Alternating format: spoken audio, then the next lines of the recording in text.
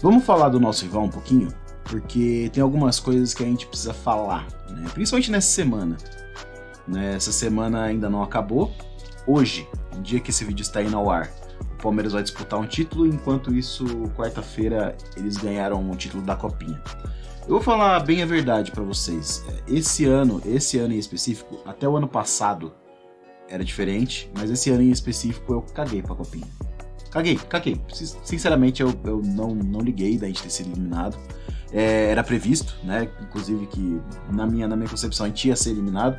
Uma que a gente tá sendo treinado pelo Danilo, que nunca foi técnico, e outra que nossos melhores jogadores saíram pra seleção. Enquanto isso acontecia, né, os nossos jogadores foram liberados pela seleção, o Palmeiras não liberou os jogadores dele para a seleção. Por que o Palmeiras pode fazer isso e o Corinthians não? Não sei, talvez uma rápida análise responda isso. Talvez eles têm dinheiro, né? Eles têm a bala e não precisa usar a seleção sub-20 como vitrine para times do exterior. Inclusive, uma besteira que o Corinthians fez foi liberar o Biro para a seleção, dando vitrine para esse moleque, enquanto não tem renovação, né? Se ele quiser assinar com outro clube hoje, ele pode. Coisas de Corinthians. E tá difícil. Como corintiano, eu vou falar para você, tá difícil. Porque eu tô sentindo que a gente tá virando o São Paulino. A gente tá começando a falar de passado, a gente tá falando de mundial, enquanto os caras tá empilhando título.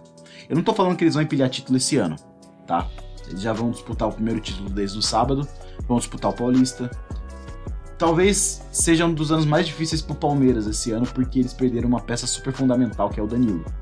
E o Scarpa também, que não é qualquer coisa que joga fora, mas no lugar do Scarpa tem o Veiga. Mas o que eu tô querendo dizer é que talvez esse ano o palmeirense viva um pouco vacas magras.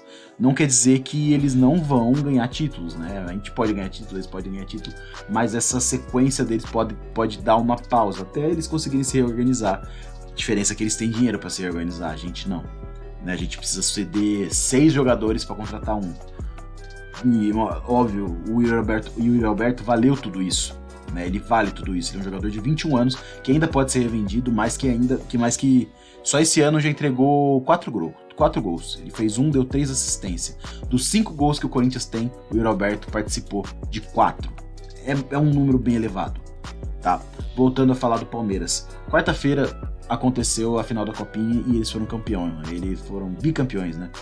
Eles foram campeões de novo, dessa vez em cima do América Mineiro, que tem um bom time da base também, tá? Só que eles foram campeões na quarta, né, da Copinha, e a maioria das páginas, né, do Corinthians, principalmente no Instagram, começou a postar uma frase que era deles. Quem tem mais tem 10, né, uma frase que eles usavam, né, no caso, porque eles ganharam mais um Campeonato Brasileiro, mas eles usavam desde 2018, né, quando eles ganharam o Campeonato Brasileiro, sendo que o atual campeão era a gente, e quando a gente venceu, a gente falava de hepta de respeito. Em alusão aos 7 campeonatos brasileiros. Aí, corno. Hoje tá difícil, desculpa. Em alusão, o hepta de respeito é em alusão aos 7 campeonatos brasileiros que foram vencidos, enquanto o campeonato já se chamava de Campeonato Brasileiro. Não do modo fax, como foi Palmeiras e Santos, que ganharam Robertões e Taças Brasil, jogos de 4 gols e tudo mais, que na época não era tão importante, essa é a verdade. O importante na época eram os estaduais, e a gente precisa levar o contexto da época, né? O palmeirense falar isso é só... e se o palmeirense quiser discutir isso, é só falar do Mundial deles, que eles falam que tem Mundial, e 51 era um torneio amistoso, né? Enfim. Voltando ao que eu tava falando, o quem tem mais tem 10 é uma frase deles, fazendo alusão a essa época que o Corinthians e o Palmeiras rivalizavam, de verdade.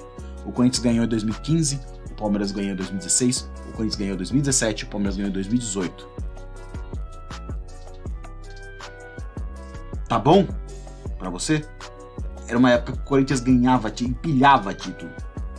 Certo? A gente ganhou muito título nessa época. Apesar de que 2017 foi improvável pra caramba. 2015 não. 2015 a gente tinha o melhor time do Brasil disparado. Tanto que a gente pegou o segundo colocado na casa deles e arrebentou com ele, até gol de bicicleta. Mas, voltando ao fio da meada, o Palmeiras continuou nessa crescente enquanto a gente se diminuiu. E esse processo de diminuição não veio porque 2017 foi a partir de 2017 quando, não, 2017 já foi estranho a gente ter vencido, né? A gente fez um baita de um primeiro turno, mas o alerta devia ter sido acendido já em 2015, quando a gente tinha o melhor time do Brasil, e para a disputa de Libertadores do ano seguinte a gente não tinha basicamente ninguém mais do time.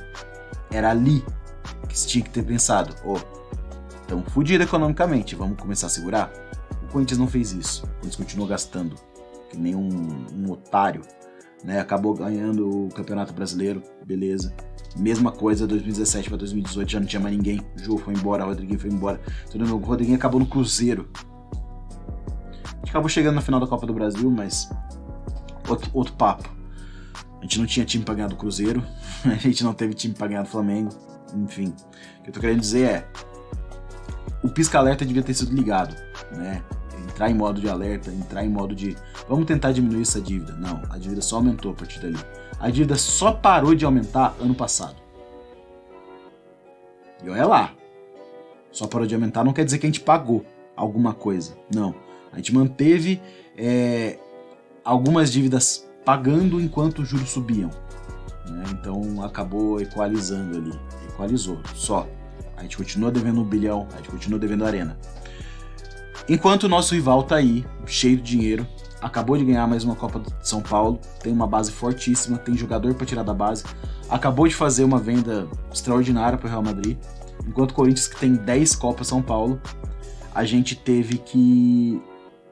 vendeu o Pedrinho como nossa maior venda, num valor que era para ser alto, acabou diminuindo, e diminuiu mais quando nessa negociação entrou um tal de Johnny Gonzalez, que o pessoal do Benfica não queria. Entende onde eu quero chegar aqui? O Palmeiras está tratando o futebol como prioridade. Eles estão investindo na base, estão investindo no profissional. Porque eles sabem que a base traz dinheiro, eles sabem que a base traz jogador que pode ajudar em cima. Enquanto o Corinthians tá pegando a base, enfim, eu não gosto nem de ficar usando esse tipo de comentário porque parece que eu tô diminuindo a pessoa. E eu tô diminuindo só o jogador que é essa pessoa, que é o Rony, Xavier, Piton, Cauê, todos esses que tentaram jogar que seriam os melhores da base e no profissional não rendem. O Rony ainda tem como é que fala? Ele tem cacife pra se tornar, pra entrar no gosto do torcedor. Porque ele basicamente é um cara que atropela tudo e todo mundo e não interessa, ele tenta a bola de qualquer jeito. Pelo menos ele tem isso. Agora o Piton nunca conseguiu entregar, Cauê nunca conseguiu entregar. O nosso melhor da base era o Mantuan, que foi, mas nem o Zente não quis, tá pegando de volta. Cara, a nossa base é lascada. E tem motivo pra isso, tá? Tem motivo, tem denúncia, tem coisa que acontece. A nossa base é cuidada por um cara que ele não só não tem competência pra estar ali, mas ele faz coisa errada. Eu não preciso falar aqui da época que esse cara pagava o vice-presidente da Gaviões pra não ter protesto. Inclusive, Gaviões parou de fazer protesto, né? Posso fazer um vídeo sobre a torcida organizada se vocês quiserem, mas... agora não. Agora meu papo é Palmeiras e Corinthians. E como a diferença tá muito alta entre a gente. A nossa base é cuidada por esse cara que faz coisa errada. E que contrata jogador pra base... E que, graças a Deus, teve pelo menos uma boa notícia nesses últimos tempos. Que teve um sub-23, que é uma categoria inútil. É um sub-23 que foi extinta, né? A categoria de sub-23 é uma categoria ridícula. Pô, se o jogador não conseguiu, desde a base, se destacar a ponto de subir pro profissional a partir do sub-20, ele precisa de mais uma chance no sub-23? Desculpa, não faz sentido. O Corinthians precisa alinhar essas coisas. E eu tô falando como um cara que sabe como funciona a política dentro do clube. Por que a renovação e transparência tá há tanto tempo no poder no clube? E se você quiser saber disso, comenta aí embaixo também. Comenta aí que eu faço um vídeo falando só como a renovação e transparência se mantém no poder. Agora, cara, eu não consigo acreditar que tanta coisa errada acontece e eles sequer fazem questão de falar alguma coisa, de expressar, explicar. Não, eles deixam pra lá. Como o caso aí agora do Mané da Carne, que xingou a primeira dama, né? Que, óbvio, eu também tenho diferença política com o Lula. Eu não gosto do Lula. Eu gostaria que o Lula continuasse preso. Mas ele xingou a primeira dama e tá aí dentro de um lugar que as pessoas intitulam como tipo do povo. E que eu não acho que seja mais, faz tempo. Inclusive, acho que 80% de todo mundo que tá no poder no Corinthians já teria ido embora se o time realmente estivesse na mão do povo. Que não tá. Agora, enquanto essas coisas não realmente entrarem nos eixos, enquanto a nossa base não foi tratada de forma profissional, ó, vamos pegar um técnico bom, vamos pegar os meninos bons, ó, moleque ali se destacou, vamos colocar, não.